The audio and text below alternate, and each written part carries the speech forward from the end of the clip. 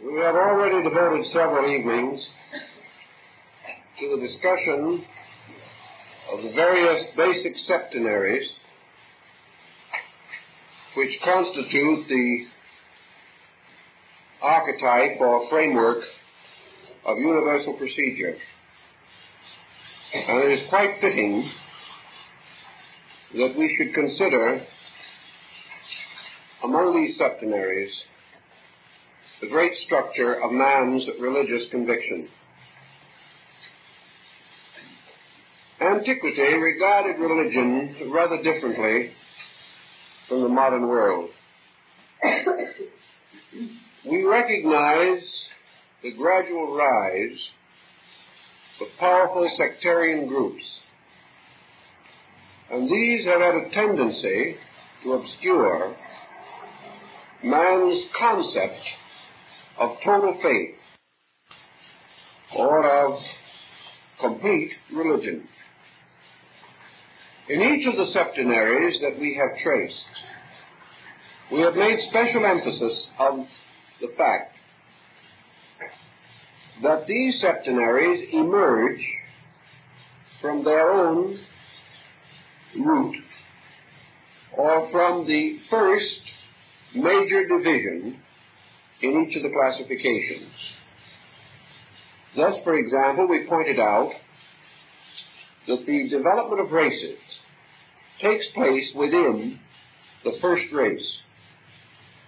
That the first race never vanishes or disappears from the earth, but is gradually, apparently absorbed into the great racial strain and the great racial motion, and ultimately, at the end of the cycle of evolution, reemerges again in its own totality, so that the seven races are the growth of one race, unfolding to experience the total unity of itself.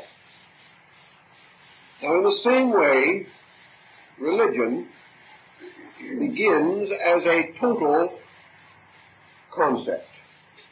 It begins as one faith, one great order of belief.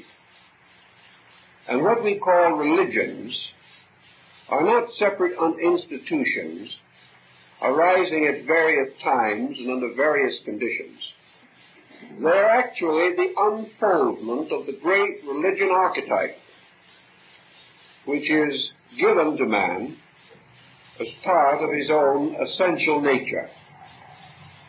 Thus, man's spiritual unfoldment is under the keeping of a law, of a pattern, and this pattern remains available to him, though perhaps obscured in some ages, throughout the total need span which exists from the beginning to the full revelation of his own nature. The purpose of religion is not to impose doctrine upon man, but to release truth through man. It is not the end of faith that men should actually come to accept one religion as finally superior to another, but to accept the fact that religion per se is the sum of all its parts, and that the great religious mystery which deals with the redemption and restoration of human consciousness is a total mystery.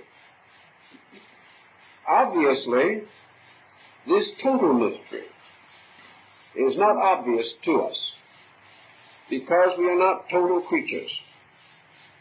We are not yet in full possession of our own faculties, powers, and perceptions. Therefore, having a dimness in our own sight, we see as through a glass darkly. But ultimately, this great revelation of world faith, a revelation indistinguishable in its substance from world law and world truth, will have its perfect work and will unfold to the creatures which it has fashioned for the purpose of its own development. In ancient times, religious institutions were termed mysteries. The mystery system, as it was anciently practiced, has virtually disappeared from our world. There are vestiges of it in Asia and the Near East, but it is comparatively unknown to Western man. The mystery system stands for at least two major lines of thought. Those sacred institutions which were developed as state religions, arising with a people, and more or less directing that people's career, its culture, its morality, its ethics. These institutions were racial and national religions. Very often, these religions were limited even to a single area or community. Therefore, there were religions which flourished only in certain cities or towns where the entire population recognized a certain faith, a certain institution, which had been bestowed upon them at the beginning of their history, and which had continued to guide and guard their destinies through the long unfoldment of their peoples. Our early Amerindian religious beliefs fell under this heading. The tribes could not and did not develop sectarianism. They had perhaps several deities, but there was no sense that these deities were in conflict, nor did these deities give rise to separate religious institutions. They gave rise only to certain divisions within the total religious picture. We have very little knowledge of the religious state of man prior to the great periods of enlightenment, which go back as far as the second millennium B.C. Before that time, our records are too insecure for dogmatizing, but we do know that 2,000, 3,000, 4,000 years ago, and even somewhat longer, great religious institutions existed. But these institutions occupied the positions of leadership in the total field of the people. Thus, the mystery school was also the college. It was the seminary for the education of the priesthood. It was the hospital and the clinic. It combined within itself practically all of the essential functions of knowledge, and all knowledge was its province. These institutions accepted candidates usually selected for their personal ability and for the integrity of their characters. These were variously tested, tried, and proven, and after a thorough examination, far more complete than anything we could pass today, these candidates were accepted into the sacred schools. And in these schools, they were given their share or their participation in the common knowledge of their people, the worship of their gods, and the arts and sciences cultivated by that race or group.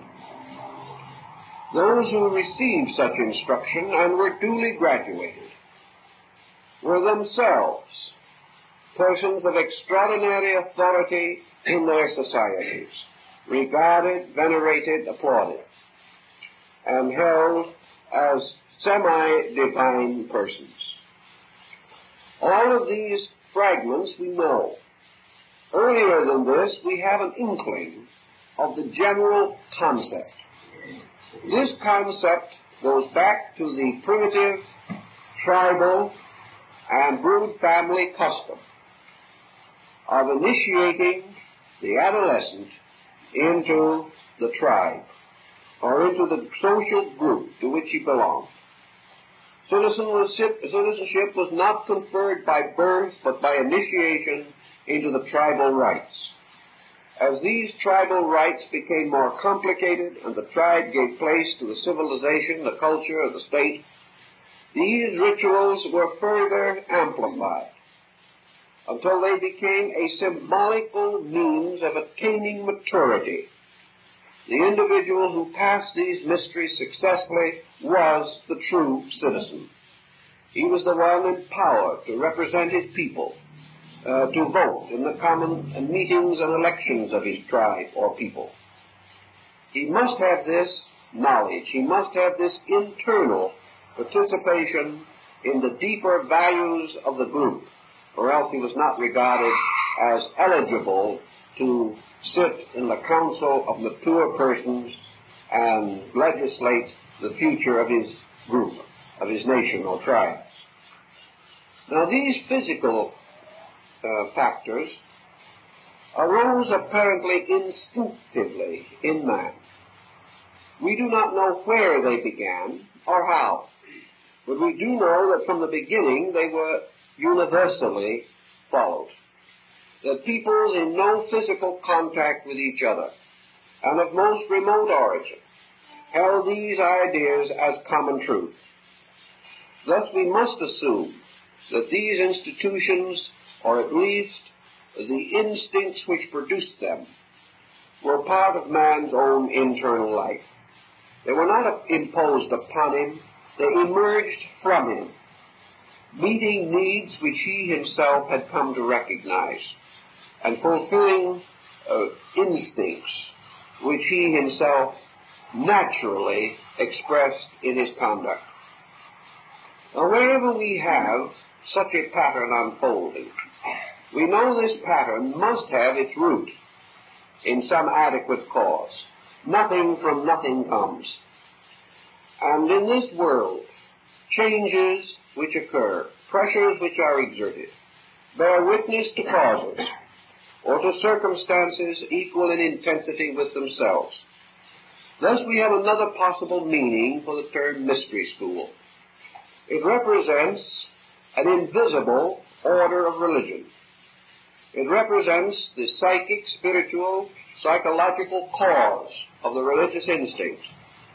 It is itself invisible, like the soul of man. But like the soul, it produces visible consequences. And this intangible, from which flow tangible and obvious results or effects, cannot be regarded as less than the effects which it produces. Thus, the tremendous rise of religion in the objective life of man bears witness to the subjective religious fact as part of the universal pattern of existence and of universal law. In the ancient writings and the old teachings about these things, therefore, we see or learn that the religious instinct or the religious concept perhaps can be most easily traced through the unfoldment of human racial evolution, or the racial development and structure of things. In the ancient mystical writings of the Jewish people, we are told that Adam went to school before the fall. We are therefore, from this symbolism, to observe that man, prior to his descent into a material state, while still during the Polarian and Hyperborean epochs, still visibly and physically a species rather than a race, a group of beings suspended above the earth or functioning through sensitized fields of energy, as we previously have described, that these beings, though not aware and not objectively polarized on a material level, still retain their spiritual contact with the great invisible universe around them. In this spiritual state, in this condition of internalization, they were under the instruction and direction of the hierarchs, or the great orders of beings, with whom they were still in kind of contact. And in the old writings we often learn or hear that in these ancient times man, or the pre-Adamite creature, had an internal sharing in the great creative process of the hierarchies. Now the hierarchies are the great orders of beings, transcending man and administrating the world under the direction and power of the Logoi, or the great gods.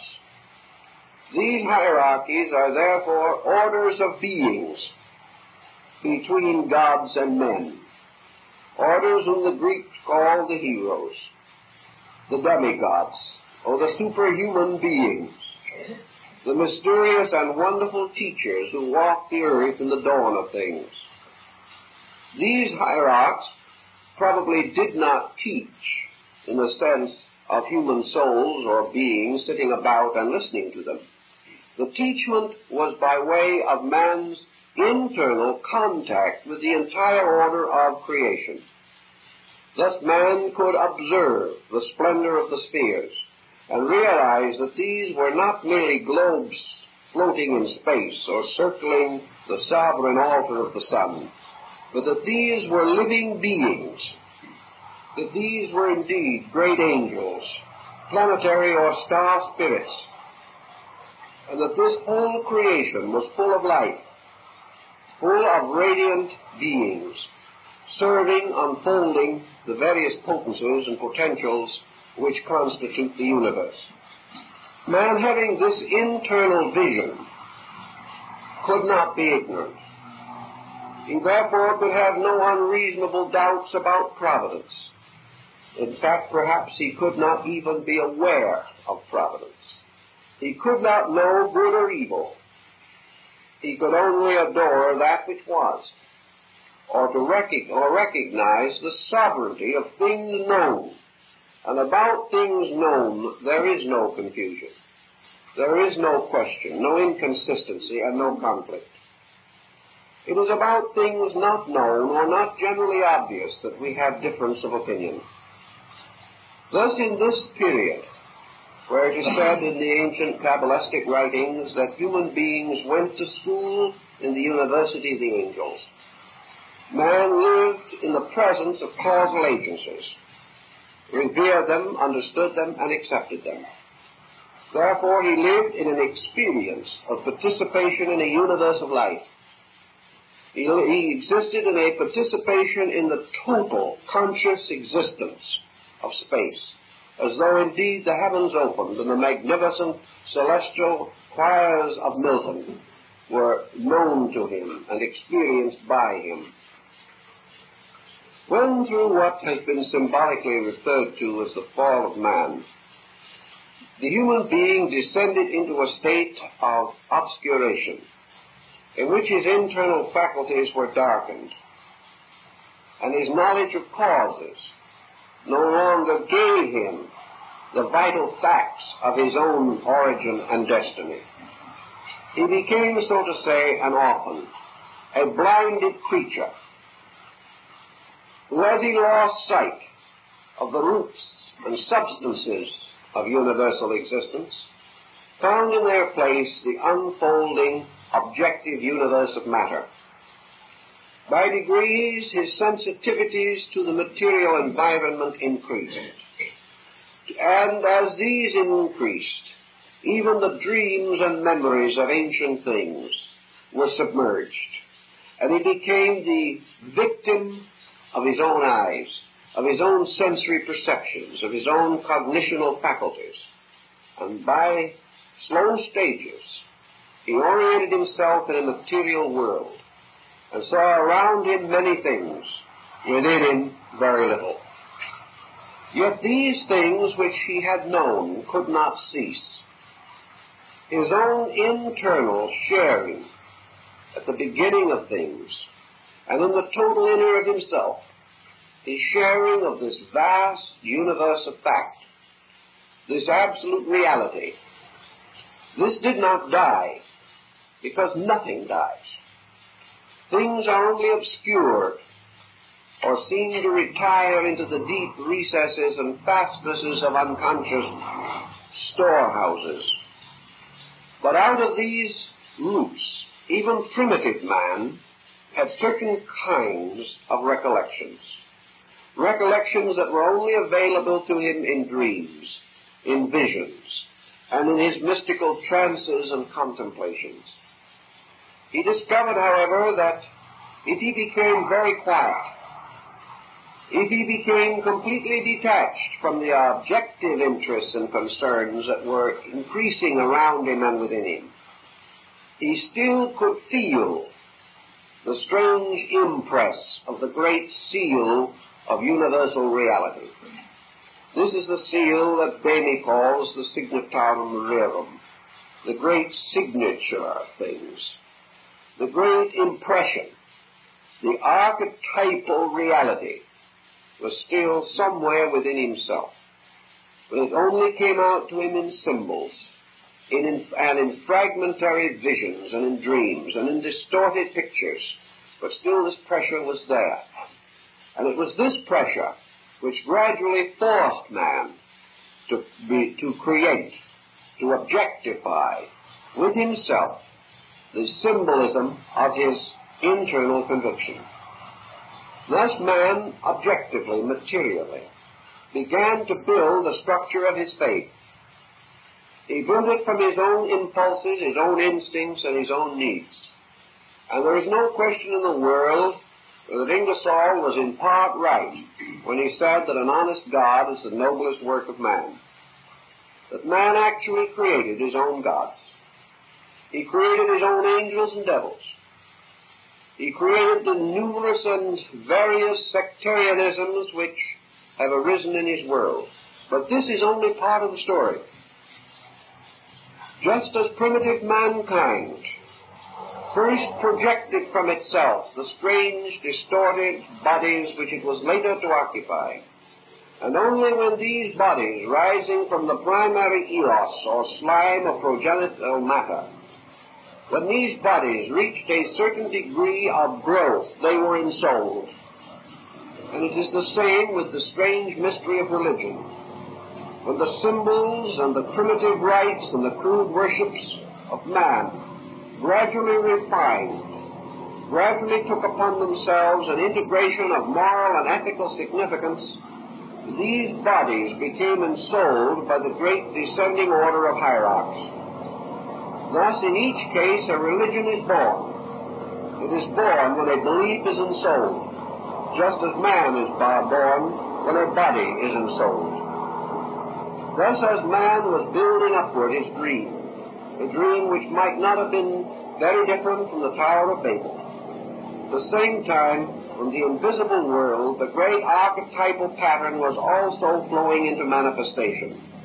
And the union of the archetype with an appropriate form represented an ensoulment, or a coming into life. And at various stages down through the great descent of human experience, the primary and primitive religious instincts of man have gradually led to ensoulments, in which, through one mystery or another, faiths have suddenly become vital, have suddenly ceased to be merely human accumulations, and have received into and upon themselves the stamp of a divine destiny. All faiths were not ensouled. Some were too imperfect and died in limbo. Others had but a brief and passing existence. But gradually out of the ruins of some and the struggles of others, there have emerged the great instruments or vehicles in which the power of the hierarchies ultimately came to be embodied, producing religious experience, religious differentiation, religious evolution, and ultimately to produce, as in the race, the final culmination of embodiment, which is the restoration of the absolute identity of life. Now, this problem is long and arduous and difficult, and it does not to serve our purposes particularly well to devote too much time and attention to it. But I think we should realize that the human being, for example, does the same thing in his daily living. Perhaps on religious and philosophical matters he is a little dim. He is not quite sure how important these things are to him. He is exposed to beliefs constantly. He is nominally associated with beliefs. But in his growth, there is a time when all his believing, all his seeking, all his searching, all his scattered but valuable convictions are brought together and ensouled by one purpose. Suddenly, what he terms religion becomes a vital living force, binding together all of these elements and becoming a dynamic in his life. This shift from a static to a dynamic spiritual position is really the ensoulment of the religious conviction of the individual. Now, how and when does this occur? As in the universe, it is almost a perpetual process of occurrence. It occurs in many levels according to the spiritual need of the individual.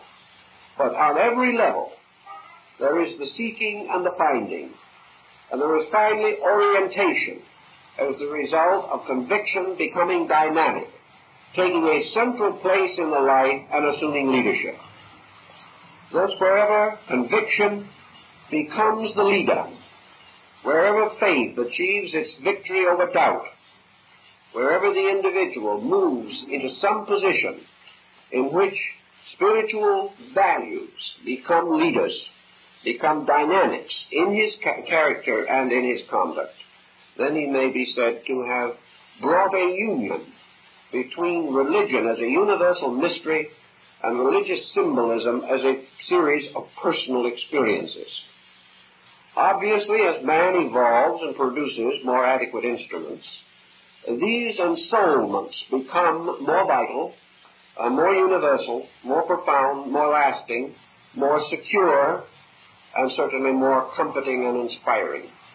But on each level, man ensouls his general conviction with the level of dynamic available to him. Just as in listening to words, each of us bestows upon the word the meaning which is the total of our own knowledge at that particular time. And so we keep on bestowing. And this bestowing upon things of something of ourselves is part of the mystery of religion. And that is why individuals belonging to different religions may have, without realizing it, the same convictions. And why those belonging to the same religion may have, without realizing it, different convictions. Because they can secure from it only that which they can bestow upon it from the resources coming into expression from within themselves. Thus, ensoulment is a motion of energy from within the individual, which is forever taking over and becoming dominant in the patterns which man creates. So in the Eastern philosophies, there was the belief that at a very remote time, as soon as the great polar cap began to crystallize, in the very beginning of the Earth's solidification, the rotation of the Earth at the poles was less rapid than at the equator. And as a result of that, the crystallization began at the polar caps and moved slowly toward the equatorial band. As the first solid areas appeared at the very beginning of the Hyperborean era, it is said that the polar cap became the imperishable island. And from this imperishable island, life moved to all other parts of the planet. The reason being, of course, that the first area capable of sustaining life naturally became the first area to receive and disseminate life. And as this life evolved, it spread, following the solidifying processes and moving as atmospheric conditions and the state of the earth made possible along the great lines leading downward from the polar caps. In this time also it is said that the gods, or the great orders of hierarchs, made their immediate connection with the earth and bestowed upon it the shadow of the great world mountain, Miru, the abode of the gods. The old astronomers tell us that Miru was actually located in the subtle energy fields far above the surface of the earth, in the great northern polar axle point of the planet, far above all physical things, and that essentially Miru, or the city of the gods, remains there, but that its shadow or projection finally descended into the newly prepared earth, and here at the polar cap, or in the imperishable island, all of the vast mechanism involved in the creation of a habitable world and the inhabitants of that world all flowed from this center.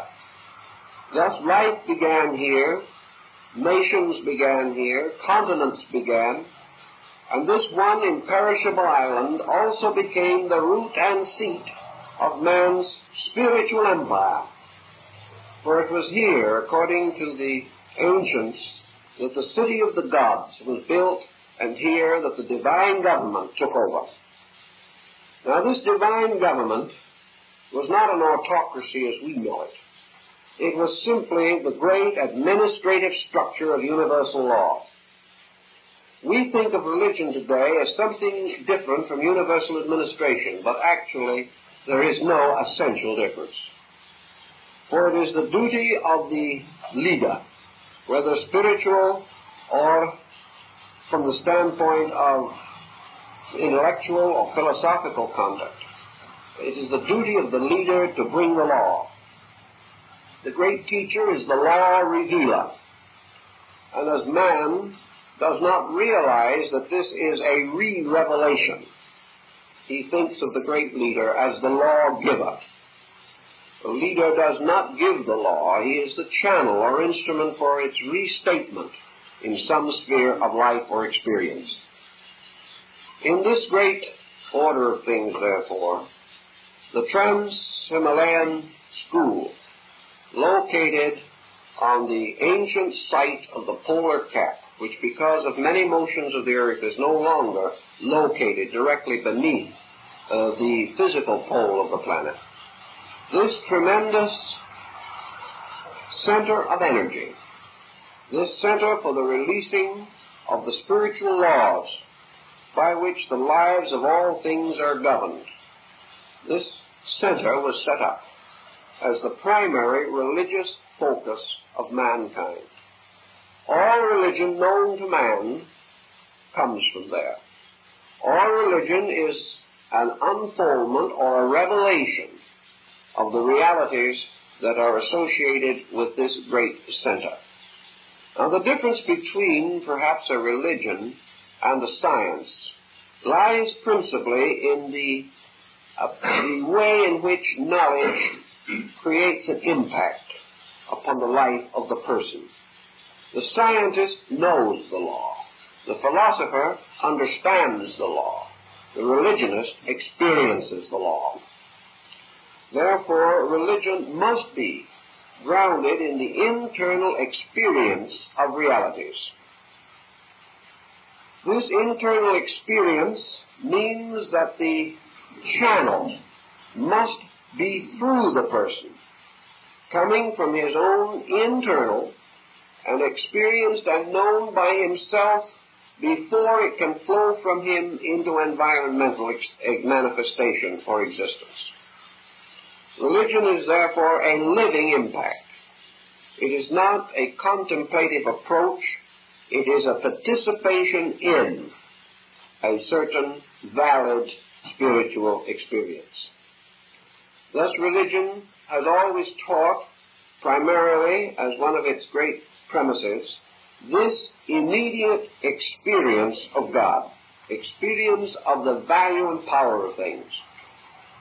Now, the Greeks in their mythologies, and the Egyptians and the Asiatics also, have shown us under fable and legend, under symbol and myth, the story of the divine power moving into objectivity. For reasons that are absolutely valid in the experience of man, these powers were personified or individualized or symbolized as beings. This does not necessarily mean that these powers were without being, but their being in substance was totally different from man's symbolical effort to depict that being. Zeus in nature certainly did not resemble the statue by Phidias, nor could we say that the true Brahma is identical with the great stone face in the caves of Elephanta in the harbor of Bombay. These are representations, mnemonic symbols, asking to be understood, presenting the individual with a challenge, attempting to compel in him an attentiveness or a contemplation of principles through their appropriate or at least glorious forms. Thus we find in the Greek mythology that the Olympian gods upon their mountain became the rulers of the world.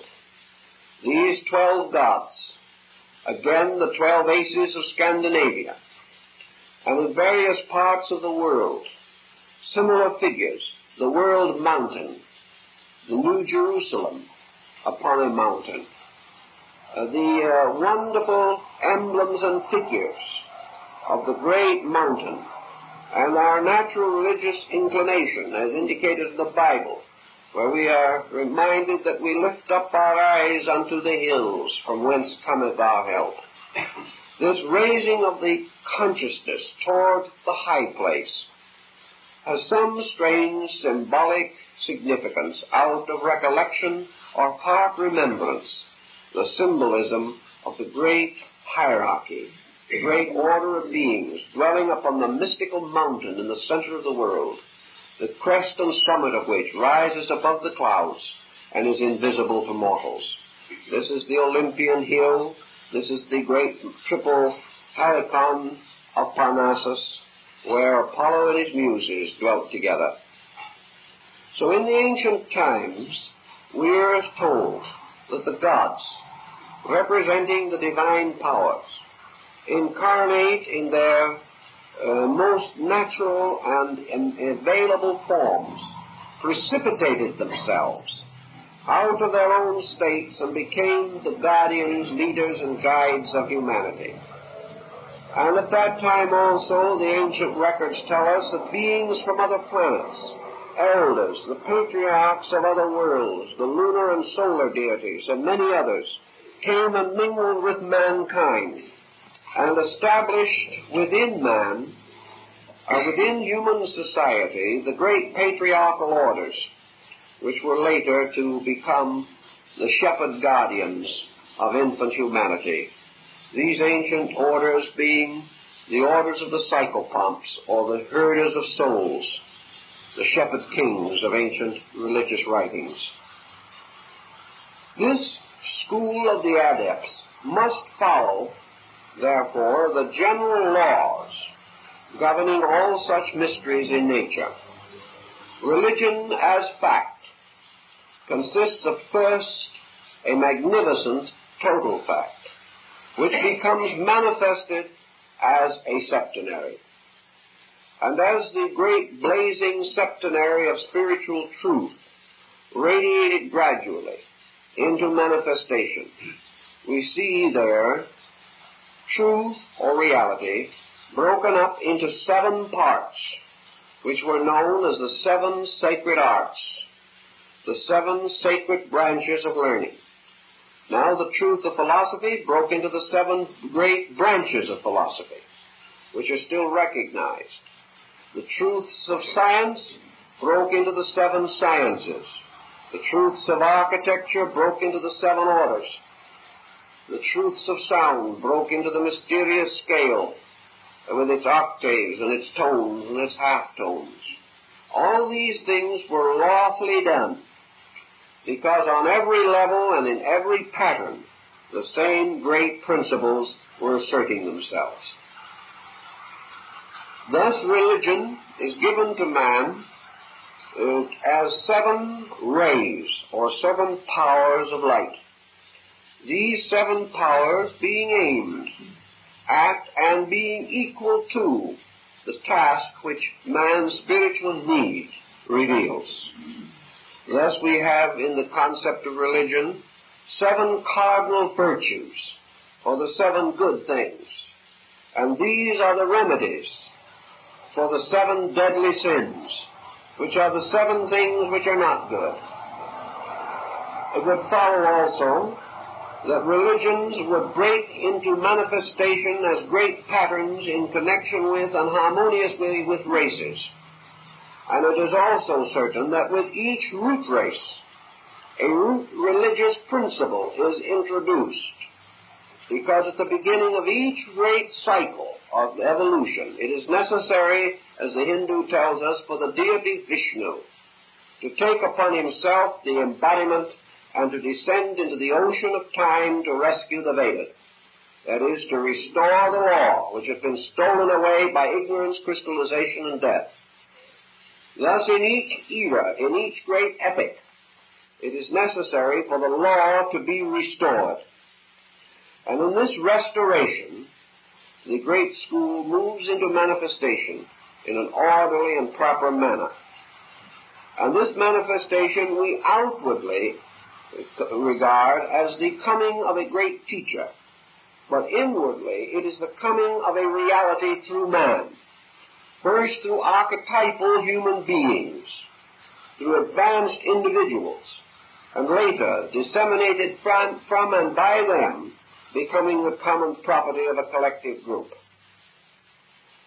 Now, another thing that we have to bear in mind is that this great stream of religion has gone back probably as far as the first differentiation of the human being, and therefore better than 35 million years.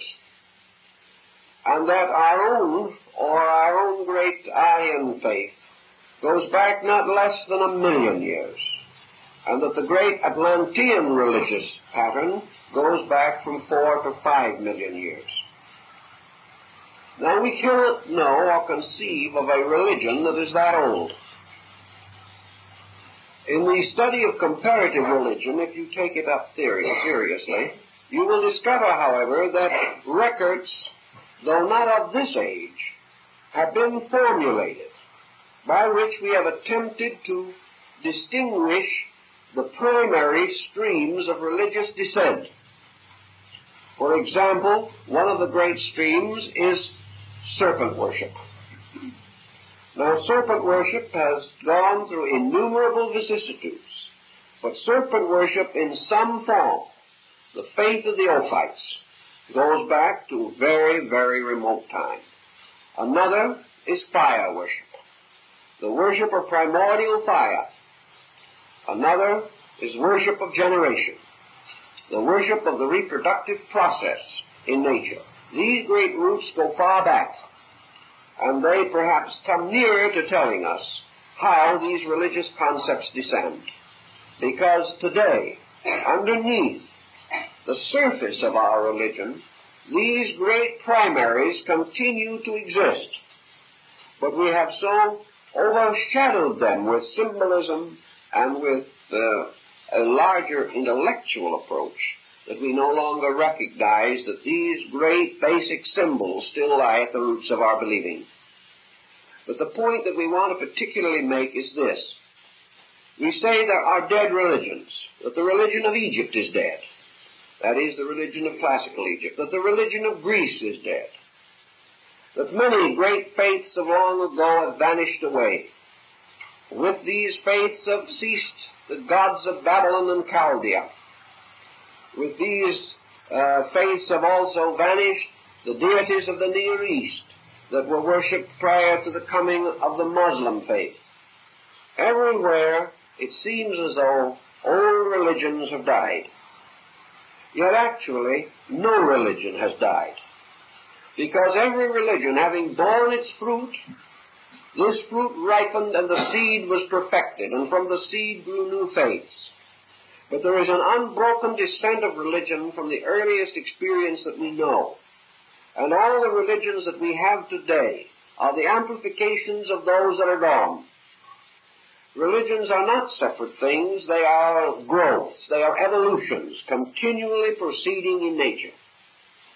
And any religion that we have today would have been deformed or would have perhaps even failed to exist had not some dead religion preceded it, supplying it with certain elements of belief essential to the continuity of things.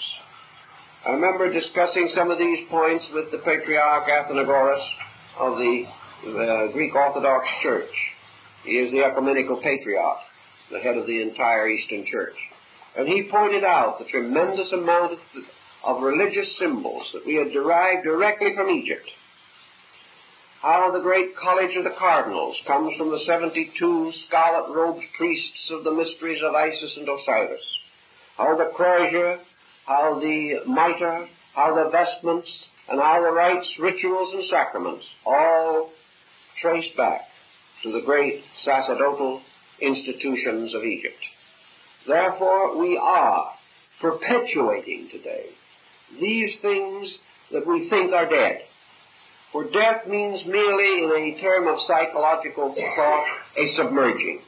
It is something that was upon the surface, sinking back, other things taking the foreground, and they in turn sinking back, until man gradually has within himself this vast storehouse of submerged values. And then under the various pressures of existence, these submerged values begin to move back again. Under the principle or law of association or the conditioned reflex, these things are again available to man.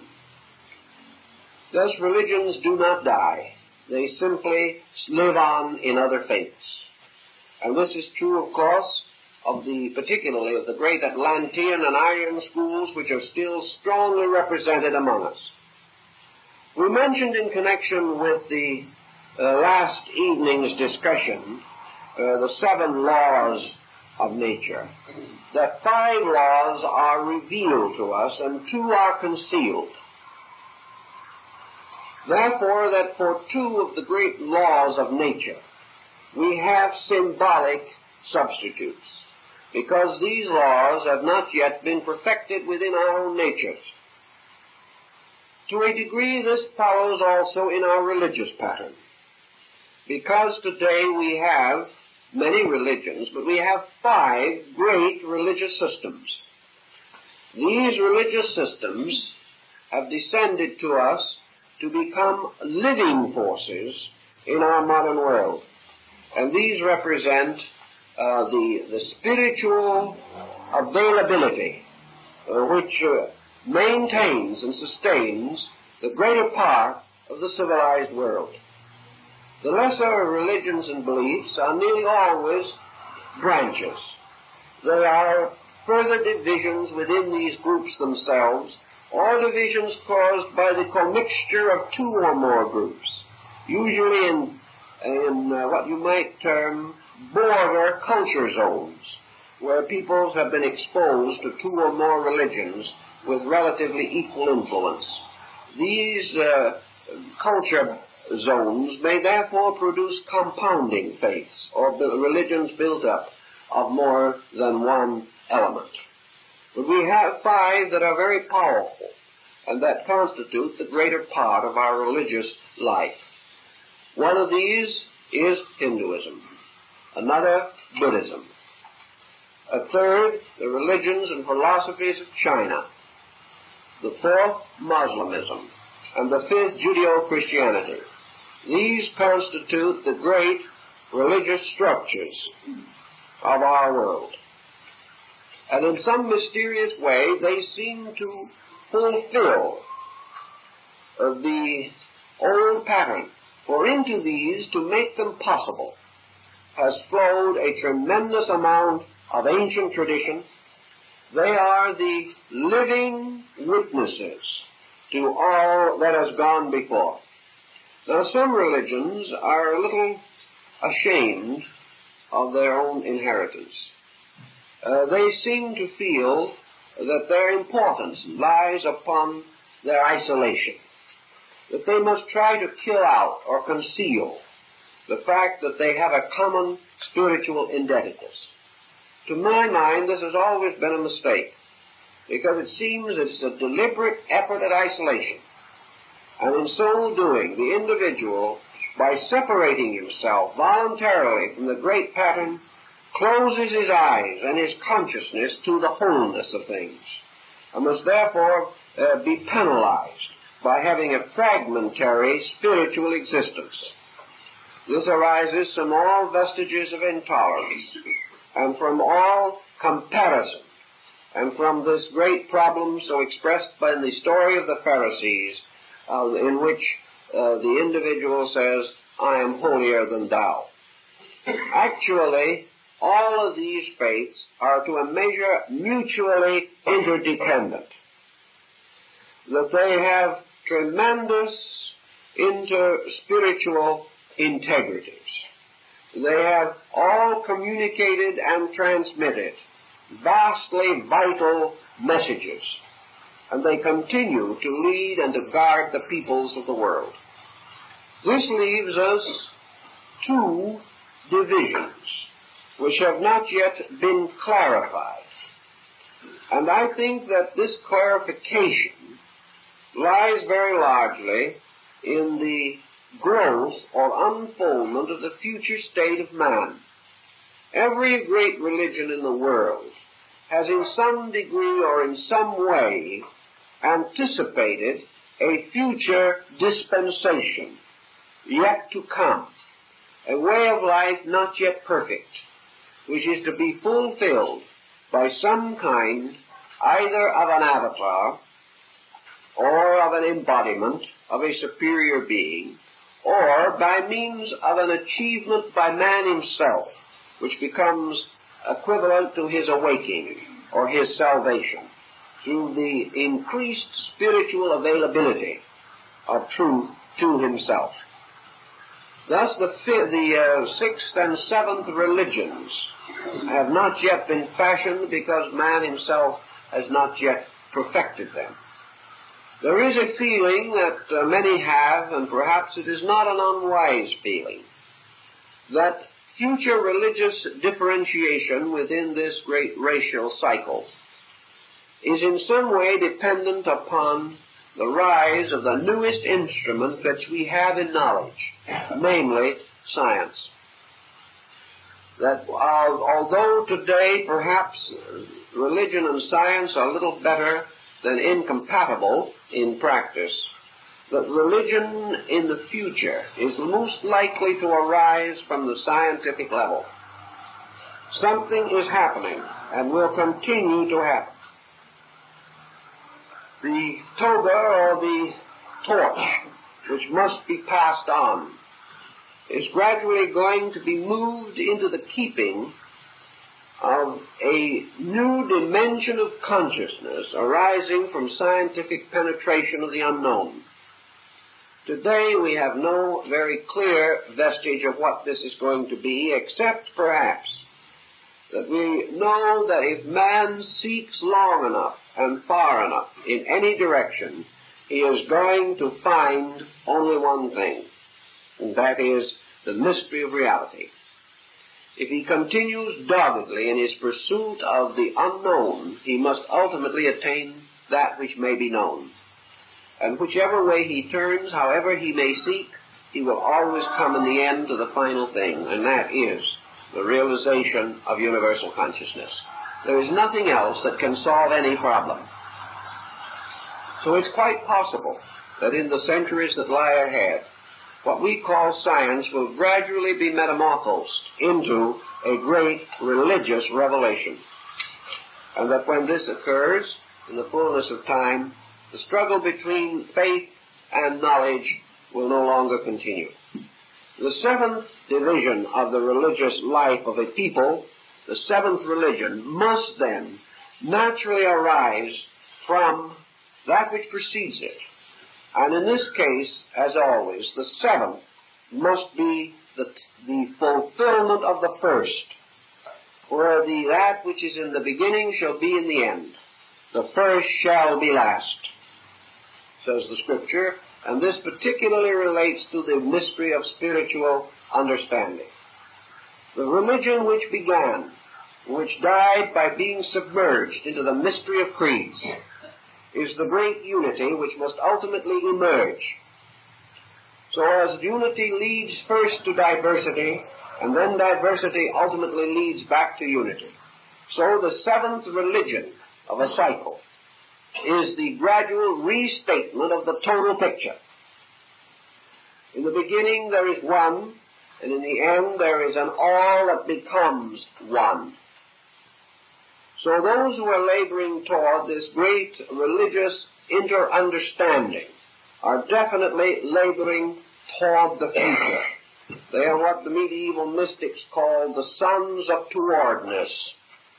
They are laboring to the fulfillment of an instinct, namely this instinct that all religion is one great experience, and that until we appreciate it as such, we can never fully understand it.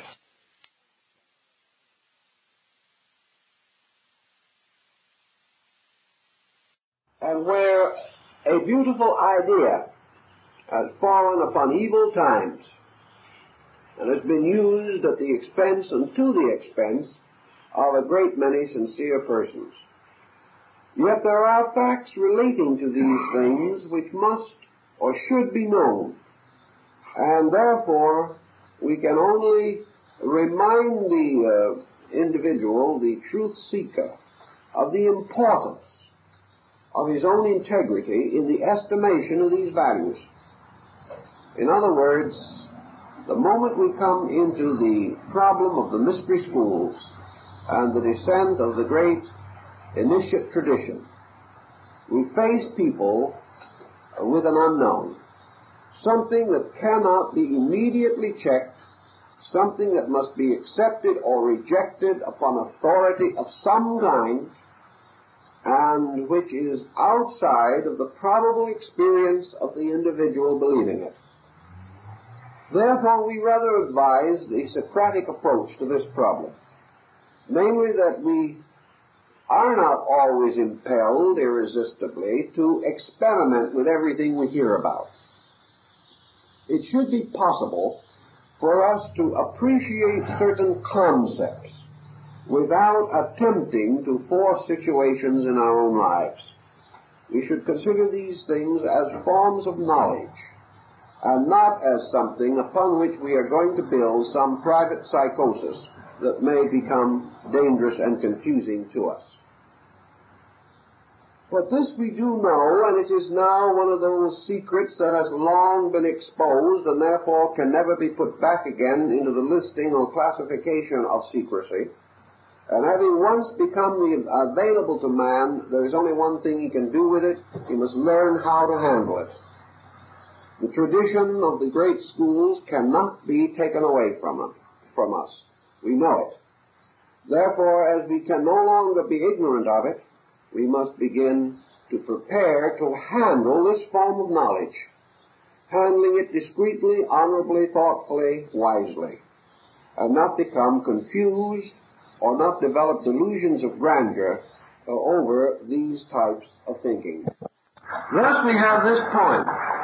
Everywhere in the world, from Asia to the ancient Americas, every religion and faith has affirmed and insisted that there exists in the world certain individuals who have become competitive masters of the art of living. I think we may assume without doubt or question that the schools also gave us the natural admonitions in regard to these people. Maya, in his study of the laws of the Rosy Cross, published in the middle of the 17th century, points out that the mysterious brethren of this order are bound by an obligation, or by a series of obligations, by which they shall remain unknown, that they shall dress only in the garments of the countries in which they live, shall in so far as possible speak only the language of the country in which they live, that under no condition, for any reason, are they to seem different, or nor are they to affirm the possession of any unusual or extraordinary knowledge, nor are they under any condition to admit to others other than of their own order the societies to which they belong or the degrees of attainment which they have reached. Any individual telling anyone else any such information, publicizing it, announcing it, or advertising it, is breaking the basic rules of the order. This, I think, is an old document, but rather well worth remembering. Namely, that insofar as these brethren are concerned, like all of their kind, they are bound by certain obligations of discretion. And anyone not so operating or so expressing himself should be subject to the gravest suspicion. In any event, that such persons have existed for a long time and for ages, we find, because we have references to them in the Bible, in the ancient Egyptian and Indic writings, in China, in Greece, in Egypt, and even again in Western Europe and America. During the 17th and 18th centuries in Europe, there was a great revival of the mysteries of chemistry under the term alchemistical speculations. And at this time, the mystic chemists divided themselves into three levels or orders. The lowest of these orders they called the illuminates. The second order they called the initiates. And the highest and third order they called the adepts. Our term adept, as we generally use it in the West, is derived, therefore, principally from the alchemical tradition. And over the alchemical adepts ruled the mysterious and intangible being Elias Atista, Elias the artist, the mysterious master of the secret of the transmutation of metals. This mysterious Elias appeared on a number of occasions, is recorded in certain alchemical texts. Discussions and descriptions of him are also to be found, but he is the most elusive personality in the entire history of Western esotericism. Elias the artist, the adept of the metals, has his parallel in Eastern religions, in the secret schools of Islam, particularly the dervishes, where we find numerous references to the adepts, particularly the green-robed masters, who are mentioned in that most recondite and delightful work, The Arabian Nights Entertainment. They are also mentioned in the great Muslim religious classic, The Book of the Adepts, which deals entirely with the descent of these great illumined saints, these mysterious and invisible powers, available only to those whom they may select.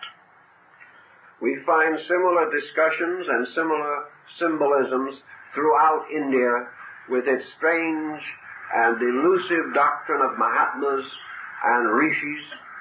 We find the same in the Arhats of Buddhism, also in the mysterious mystics of Tibet. The same doctrine appears in China in the ancient ones who are called the mountain people. And their symbol is a compound of two Chinese glyphs, one representing mountain and the other representing man. These are the mountain people, the ones who have retired from the world to live in the mountain of the wise. And they also are engaged in alchemical experiments and in the practice of yogic and tantric disciplines. Now these strange and mysterious people, we find them among the Eskimos, among the shamans of Mongolia. We find them down in the South Sea Islands, among the various tribes of Africa. Wherever man has gradually integrated a concept of religion, he has also integrated a recognition of the mysterious ones, the olds and the trues of American Indian lore and mysticism. The mysterious gods, the Manidus, who walk with men. Always there has been the supernatural visitor, the being who is different, but who may come and spend a day under our roof and go on again, and we shall never hear of him any more. The wandering ones who come to answer prayer, or who come to perform certain rites. Down, for instance, in New Mexico, there is a little church, and in this church there is a curious staircase, which perhaps is one of the most remarkable bits of carpentry that has ever been my privilege to see. In this little church there was no room for a congregation, and at the same time a flight of stairs leading into the choir loft. If they had had the stairs in, there was no room for the people. The church was so small. So the church prayed that there might be some way to get into the choir loft without removing the congregation. One day a man with a box of tools came along, dressed in a white coat and trousers, and he said, "I believe you folks need a staircase." And they said, "Yes, we certainly do, but how did you know?" And he says, "I just find out about these things." So he built a staircase that is a perfect spiral without support. Every part of it linked together without even so much as a nail. And this staircase twists in a perfect circle up into the choir loft and has no supports for any part of the spiral. Yet it is perfectly secure and perfectly good. And when they asked him what they owed him for the staircase, he said nothing. And when he left a little note behind him. He said, "With the compliments of Joseph the carpenter." And no one ever found out who he was, where he came from, and no one else ever saw him again. Well, if that had happened 300 years ago in Europe, it would have been regarded as probable that one of these strange wandering persons who knew so much and whom no one knew was responsible for a thing like that. Even today, we haven't got a right good offhand explanation, but we don't approach it in quite that way. But in any event, religion is always rich with these stories. Stories which affect persons many times so essentially reputable and so distinctively realistic that it is hard for us to completely ignore them. A story such as that of the Count Saint-Germain and his place in European life and thought, and of numerous arhats and religious leaders of Asia. These beings we cannot completely deny. I remember talking with a very venerable old Indian mystic in Calcutta, and he said, "You know, ever since the British have been here, they have been trying to tell us there were no such things as Mahatmas. And all we can do is smile and say, someday there will be no such things as British." In other words, the fact remains that these things have never been shifted by education or culture as we know it, because these experiences come too close to the personal life of the individual. And in the old teaching, the belief was that what we call the spiritual government of the world was entrusted to an order of human beings rooted in a divine pattern and led by powers superior to man, functioning through mortal beings, and that this government actually held the entire earth in a spiritual equilibrium. That this government consisted essentially and basically of a complete astronomical theory, that the great government of the world, or of the adepts, the mystery schools, is according to universal existence itself. This government was said originally to be the source of the idea of the 12 mysterious powers that sit together around the mysterious siege perilous, around the holy table, that this group of 12 represents the zodiac, and that in actual factual consideration, these 12 powers, these 12 supreme leaders out of the great evolutionary process of the race represent the 12 highest embodiments known to man of the 12 great celestial orders. In other words, they represent those beings who have specialized to the most complete degree the powers represented in the vast zodiacal band. Because the zodiac is not merely a band of constellations or of stars or suns. It is a band of powers, and every power there present exists somewhere in the life of man himself. And we are the unfolding of the band of the holy animals, from the word zodiac, which in turn is from zoon, meaning the animal. This band, then, it speaks to us of what we might term exceptional attainment. We all recognize the genius and abilities of certain persons. We recognize with great admiration the genius of Leonardo da Vinci, a man who is said to have mastered between 70 and 80 arts and sciences. We recognize with profound admiration the musical genius of a man like Ignaz Paderewski. We also admire the technical mind of an Einstein. We admire the delicate painting of a Raphael. And we know that perhaps there is truth in the words that Stradivarius said when asked how he made his violins and why. He said God made Antonio to make violins, and there was just nothing more you could say about it. But we know that in every field of endeavor there is excellence. Then we know that below that there are relative degrees of excellence, perfection, and imperfection. There will be always some singers who have fair voices, others who have good voices, a few who have fine voices, but only a very few who have great voices. And that these great voices are a combination of gift and effort. That the gift in all probability corresponds to evolutionary bestowal out of the past, and effort is the skill, the wisdom, and the courage to develop that which already is. But these persons who have excelled greatly, we honor.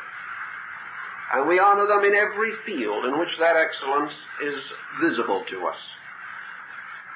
Is it therefore unreasonable to assume that there may be excellences in fields not readily visible to us?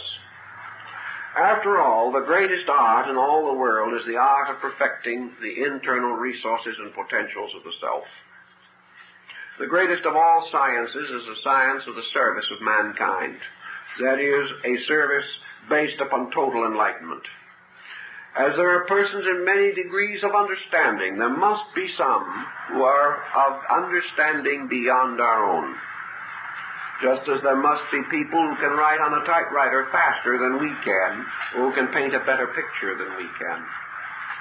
The individual, therefore, who constitutes the adept idea, or who we associate with it, is the individual who has made the greatest attainment out of past living and present achievement of the absolute art of universal existence. The art or science of the revelation through the individual of as much of the total potential as he can possibly release. This is the Muslim approach to the problem. For to them, these mysterious adepts are actually only our brethren who have become perfect in essential things, while we have been content to be perfect in non-essential things. We have been willing to believe that if we could fly higher into the stratosphere than anyone else, it was an accomplishment. They take the attitude that the individual who attains or achieves the greatest degree of internal integration is the person who has made the greatest accomplishment. Unfortunately, those less integrated can hardly recognize such an achievement, but we can always recognize, at least for the sound, when a plane goes through the sound barrier. This is a spectacular achievement, but we are not trained to recognize the most spectacular thing of all, and that is the individual who stands as an example of the greatest unfoldment of the life, power, and consciousness potential in man. So the adept becomes the symbol of simply one who knows more about the mystery of life itself, who has therefore become an expert, who is therefore a master of the keys of transmutation and regeneration. The individual who is the elder brother, the natural leader, the teacher, the guardian, and the guide of those less informed than himself. And because his state of being informed is genuine, and he is not merely an intellectual, and because his growth has depended upon a magnificent clarification of values, we know that the adept initiate teacher is always dedicated to those things which are real and beyond the power of flattery or ulterior motive as we know them. So all over the world we have recognized the existence of these beings. And we have said that they live upon or in the suburbs of heaven and are the messengers of the generalissimo of the world. That they are therefore the servants of the great King, those who ride forth upon their swift steeds carrying the banners of Shambhala. They are the keepers of the battlements of light. And while we may or may not ever see them, know them, or recognize them, the whole world, in its deepest religious conviction, believes them to exist and is able to advance a kind of proving, a form of evidence that is acceptable to those who are willing to consider it. Namely, that the individual who wishes to prove this for himself must become capable in himself of recognizing this degree of advancement when he beholds it. And until he himself knows it, he will never know whether anyone else possesses it or not. Up to that time, he must only accept or reject upon the basis of his own intellectual attainments. So the adept tradition being universally distributed, we can then follow the general thinking that associates with it.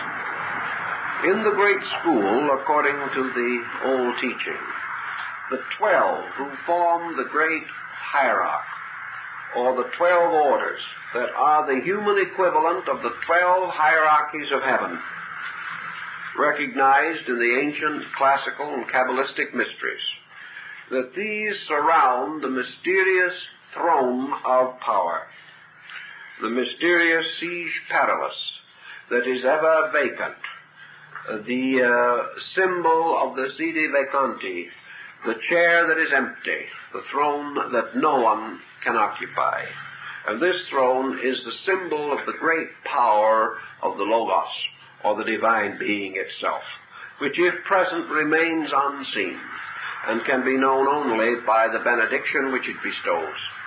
This is therefore the first church, the original ecclesia, where those who are gathered together receive the mysterious Pentecostal experience, or the descent of the Holy Spirit, and where these symbols occur in other religions, and they occur in most other religions, They are all said to be derived from the basic symbolism of this essential world mystery.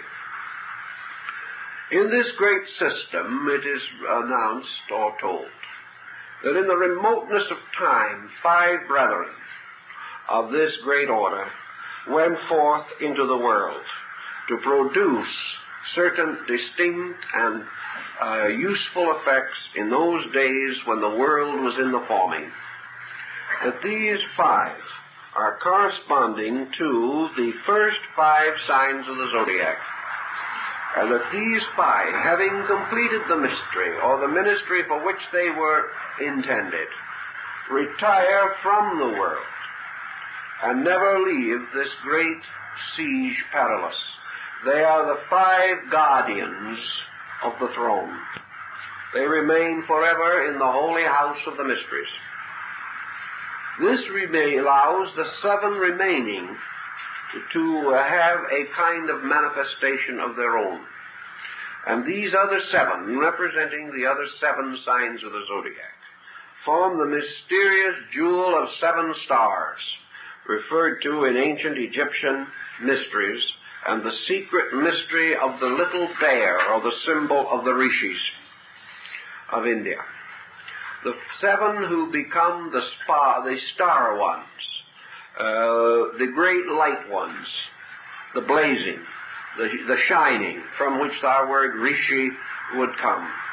These are the 7 mysterious internal planets, or symbols of the 7 powers of the soul, over which these beings have attained their peculiar virtue or achievement. These, in turn, become part of an order of manifestation in which already 5 of these mysterious beings or powers have formed their schools, or have sent forth from themselves their orders and their hierarchs of teachers. The other 2 await, like the 6th and 7th Buddha, for the time which shall be with us in the great day. In other words, in the time which is next, or in the time which shall come in the fullness of things. Each of these schools, the 5 that have come forth into manifestation, and are Dhyana Buddhas, each of these 5 immediately surrounds itself with an order of 12. Each of these, in turn, is divided into 5 who remain with the teacher and 7 who go out. And of each of those 7s, 2 have not gone out. In turn, this cycle surrounds itself again, each of these with 12, and each of those in turn with 12, until the order descends 12 times. And the mysterious formula of the 144,000 of the redeemed is the mathematical formula of 12 times. And as you go into it, you realize that just as the number 3 plus 3 is also symbolically either 6 or 33 or 33, so your 12 has the same method of projection symbolically. In any way we wish to look at it, these also constitute the mystery of the redeemed, the mysterious power of the ones who are saved. And the 72 of a school are taken as the elders who are selected from the tribes of Israel. In the tabernacle mysteries, the entire formula is repeated on another level. Wherever the number 72 appears, it has to do again with these hierarchies. In the practical consideration of it, then, we have moving downward from the upper or inner spiritual life of man a religious revelation of truth administered by a descending hierarchy composed of adepts, initiates, illumines, and disciples. The adepts, initiates, and illumines, as they are called, represent the 3 higher orders of the mystery.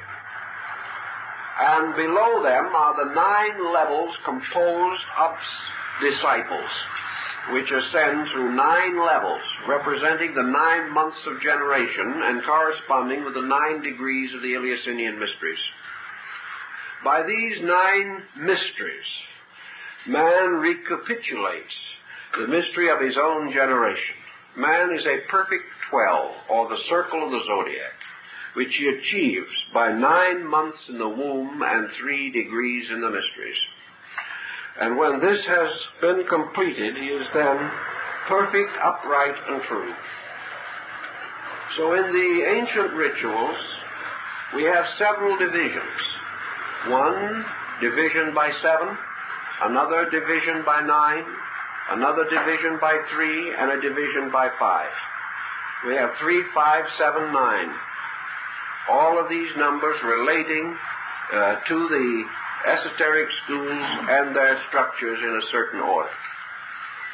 After the thought has come to our attention, and we consider it with some reality of reflection, we therefore see that the ancient law, which we referred to in connection with the planets, again reasserts itself. The hierarchs represent a descending power moving through their initiate teachers. Humanity growing upward is represented by the chelas and disciples who ascend step by step under their gurus and teachers until we begin to understand why the gurus were called in India in old time the gates. Each of the teachers is a gate, leading through himself to something that is beyond himself, and fortunate is that teacher whose disciple excels him. That is something that is, again, hard for us to think in the Western world, where it is very important for the competition of excellence, that somebody excels somebody, but that no one shall excel us. The purpose of the entire school is that the individual shall always excel the teacher, a point which Socrates so clearly reveals to us. So we have a group of disciples ascending. We have the great structure of the school unfolding. And little by little we find the purpose of it revealed to us. In the ancient mysteries, we are told that the school originally, the great school originally, consisted entirely of superhuman beings. Beings who were not productions of our humanity at all.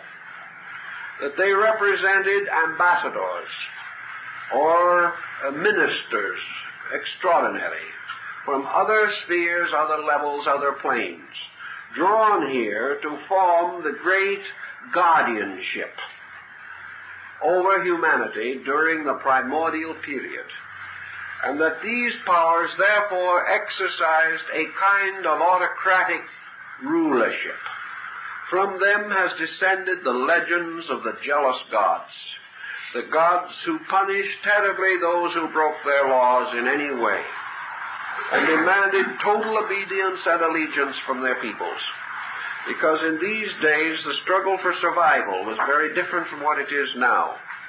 And human beings were not as highly evolved, nor were they capable of individual initiative of a constructive nature. But gradually, through the last several million years, from the 4th subdivision of the great Atlantean era, the adept school has gradually shifted. By degrees, each of the various levels of authority are taken over by the unfolding students of our own humanity. Each time a human being attains a certain degree of unfoldment, the symbolism tells us a god is liberated to return to his star.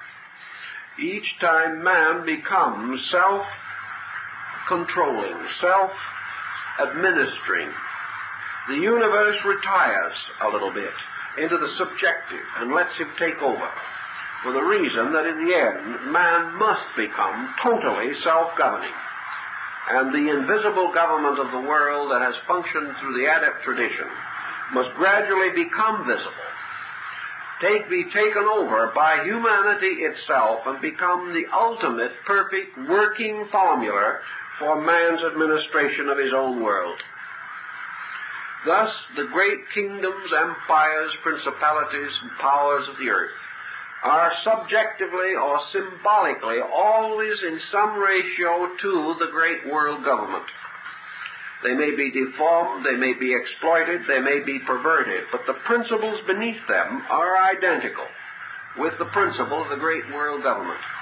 Now, in various parts of the world, this government has more or less appeared in symbolism.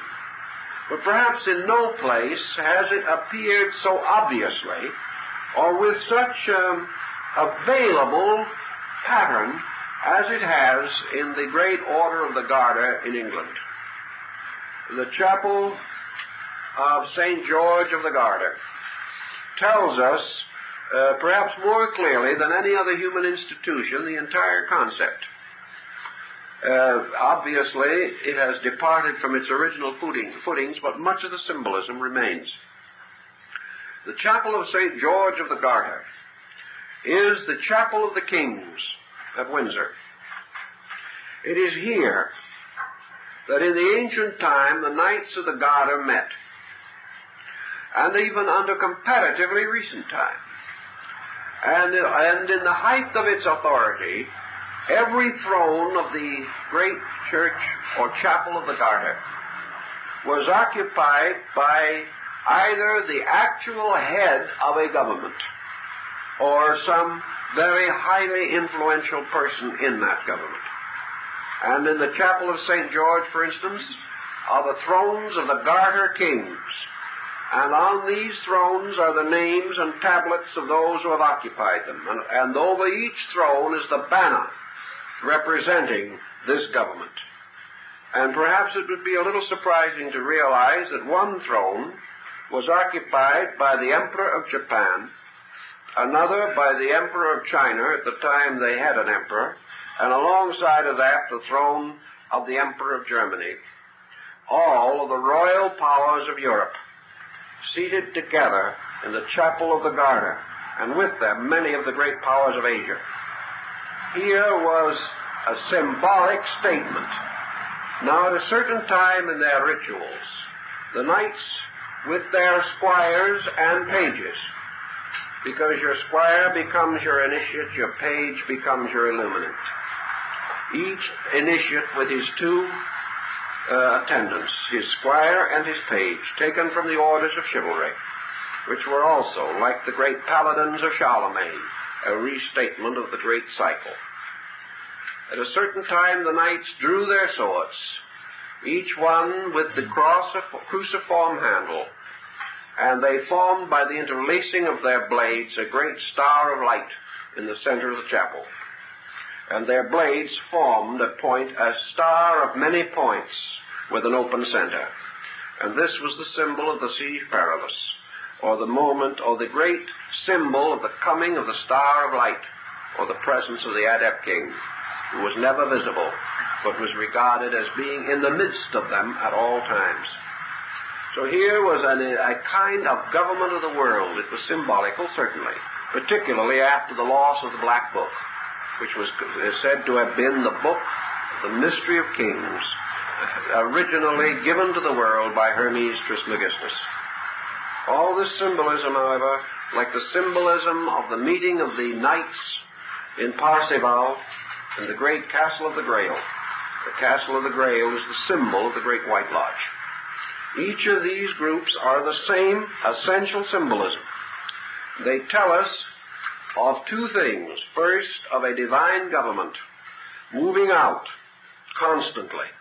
And the second, of an ascending humanity climbing the rungs of a ladder and gradually taking upon itself the responsibilities of self-government before men. Thus, as material mankind works for the establishment of self-government through democracy, so the internal life of man spiritually is being directed inevitably toward ultimate self-government through illumination. Thus, the entire school, the hierarchy, is built upon this double interlacing pattern, the pattern of man growing upward and gradually taking upon himself the responsibilities for his own conduct. Man, coming of age, finally becomes the total governor of his world. Now, in the course of ages, according to the esoteric tradition, there comes periodic intervals, breaks in the normal growth of things, periods in which transitions from one level of growth to another become imperative. And these transitions are related to what is called the cycle of the phoenix. And the cycle of the phoenix was the old method used to measure the repetition of the bird of immortality, the rebirths of the adept king concept. The phoenix is always the symbol of the world teacher. It is also the symbol of the work of the world, for it is the labor of the world teacher that man shall rise from the ashes of his own dead, and that from the death of things birth shall come.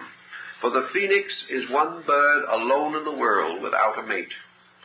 And this bird, when it comes to die, flies to an altar in Ethiopia, and there perishes of its own will by casting itself into the flames.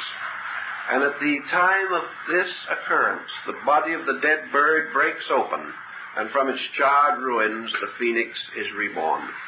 The new phoenix is born from the body of the old. This probably is why it was chosen anciently as the symbol of the seal of the adept king, and why perhaps it was chosen originally to be placed upon the obverse of the Great Seal of the United States, which bird has gradually lost a little of its phoenix-like attribute and is now regarded as an eagle. But in the original seal, on the original dollars, and in the original engraving, it is a phoenix.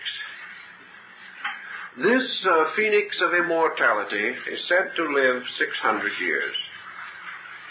Therefore, in the ancient mysteries and traditions, it is said that certain dates, 1200 BC, 600 BC, the beginning of the Christian era, 600 AD, 1200 AD, 1800 AD, 2400 AD, that these are called the cycle dates of the phoenix.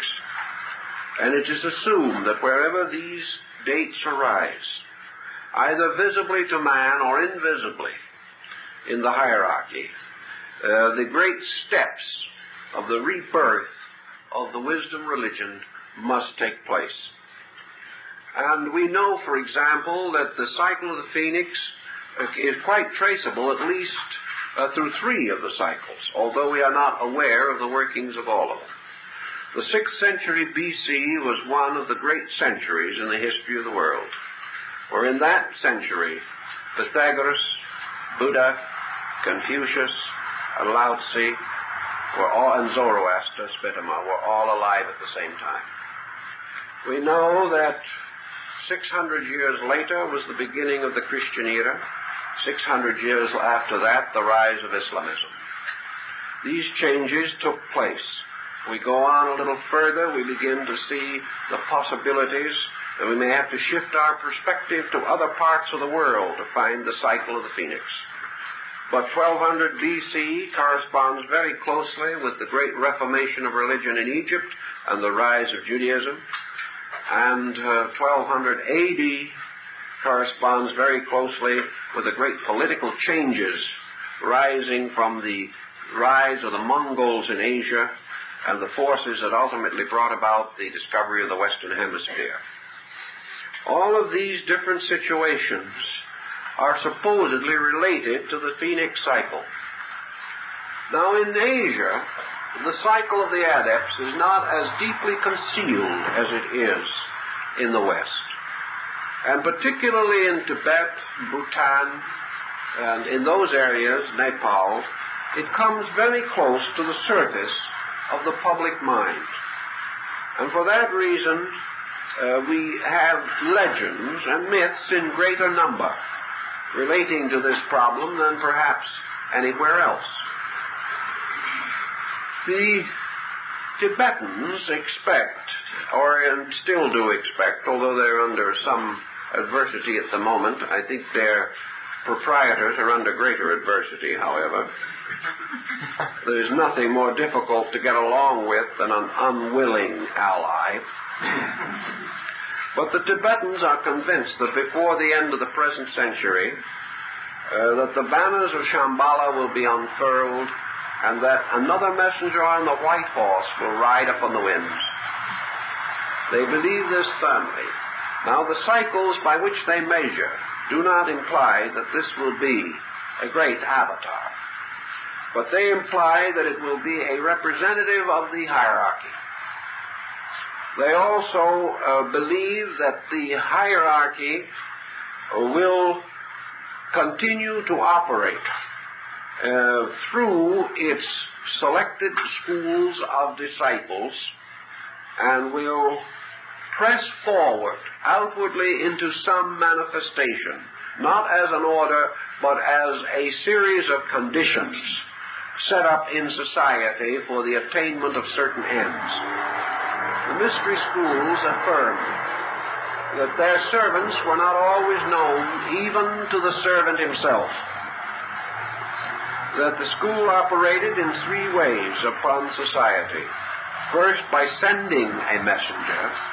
Secondly, by selecting someone in society and entrusting them with the message.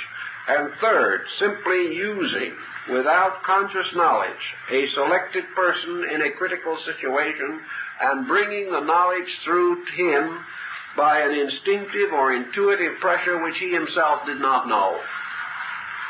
Therefore, the concept in Tibet has been for some time that the avatar that is to come is not going to be a person moving upon the surface of things, but the continual flowing of internals, and that the great Maitreya, the Lord who is to come, the next great Buddha of the Asiatic northern system, is not going to appear as a teacher, for the reason that we can no longer function in this way, but that the Maitreya comes through a pressure exerted upon the psychic life of the world, namely that it will come through the increasing soul vehicle of mankind.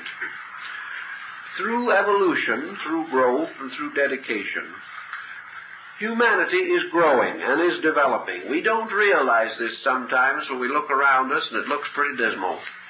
But actually, when studied from the standpoint of the invisible life of things, the world is better than it has ever been. It is better because more people are dreaming a little nearer to the truth. More human beings are hoping, creating, feeling than ever before. And while a few dynamic and difficult problems face us, the whole soul of the race is richer than it has ever been. And as this soul power of the race itself grows, it becomes available.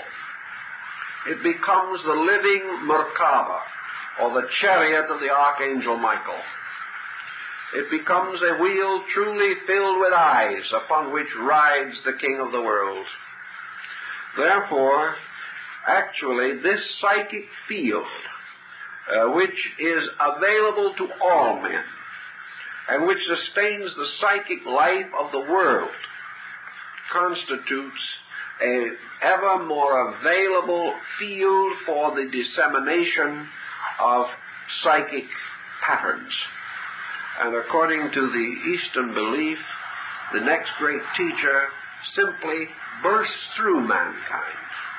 That all over the world, human beings in every walk of life will feel a kind of growth. They will attribute it to their own faiths. They will never suspect anything in particular except that it will become vitally easier to do the things that are next. And instinctively they will be done. the individual will feel more and more the call of enlightenment. And through this will come the changes which we hope for. One will be attributed to one person, one will be attributed to a new law, someone else will say, and somehow we were lucky enough to get a better administration this time. No one will know what it is. But when the hour comes, when the great Lord of Shambhala places his feet upon the earth, things will move from within themselves, not to some idyllic perfection, but to the next great thing that must be done. Now, the next thing certainly that has to be done is to fulfill the purpose of the fifth sub-race to which we belong. And the fulfillment of this purpose and the consummation of it, so that the next great racial motion can begin within it, is that we have to solve the great problem of the Aryas. We have to come a little closer to the purpose for which we were created. And that is, in our case, the rescuing of the mind from the obvious. We have got to begin to recognize the creative dimensions of the mind. And gradually the science of conscious adjustment to value must be intensified. Man must develop the bridge between objectivity and subjectivity, because if he does not, he is locked in the objective and the obvious for all time. So to build this bridge, we must fulfill the admonition of our remote ancestors, man, know thyself. So the next great move, according to the tradition, is that man will begin to experience the unfoldment of internal faculties of apperception. That things that to us are now strange and mysterious will be of increasing frequency as the psychic field of man releases them, and that the time will come not too far in the distance when we shall begin to live with roots in conviction and the ability to internally experience the fact of an internal life. That we shall consciously recognize our own dignity as beings. And that out of that dignity recognition, out of this valuation of things, must come a total reorganization of civilization. For this reorganization can only come from the individual who is no longer able to accept the thing as it is now. And the only thing that can change him is the increasing dimension of his own consciousness. Therefore, the next sensory perception must come. And with each sensory perception, the total slate of man is changed. Everything that was is no longer enough. Therefore, man, using the faculties that he possesses, must live according to them. And as these faculties give him greater depth penetration, he must live according to this penetration. He can live no other way. So the great school, advancing its purposes, takes things that were once hidden except from the few, and tells us that the visions of the prophets, the mysterious reveries of the saints, and the great mystical experiences of the avatars, that all these things are the heraldings of powers ultimately available to all men, and that every human being has within himself the necessary potential by which he can come to the living experience of his own spiritual fact, his own need, his own universal reality. As each level of this is achieved, the adept king, the symbol of the divine intercession, the adept king is able to retire one of his ministers from the objective to the subjective, releasing these powers that took the oath of servitude, For there is a legend that these great powers took upon themselves voluntarily the burden of leading the spiritual life of the race, affirming that they would not depart or in any way cease their labors until the human being could support himself, that he could carry on in his own way, so that gradually the intercession of divine powers is removed as man gains his own ability to rule his world and himself. But the power by which he does it is the divine power in him. It is therefore his direct availability that makes intercession no longer necessary. And this concept is leading toward the ultimate state of the great Vedic revelation. The great faith of the race, the great faith of the Aryas, is that the law, the tremendous revelation that was given to the race 1,000,000 years ago in the great mysteries of the Trans-Himalayan, that this revelation would ultimately bring man to his own emancipation. Know the truth, and the truth shall make you free. And that freedom in this sense means self-responsibility as contrasted to guidance by paternal or patriarchal orders. So that man, finally coming into the fullness of his religion, brings it from heaven to earth, brings it from the invisible to the visible, and establishes here the great empire according to the law. When the human being has achieved his full understanding of the cosmic procedure, he will create a material way of government, of administration, of life, of education, of culture, and of growth, which is patterned exactly from the celestial law, so that ultimately the laws of heaven shall be made manifest upon the earth.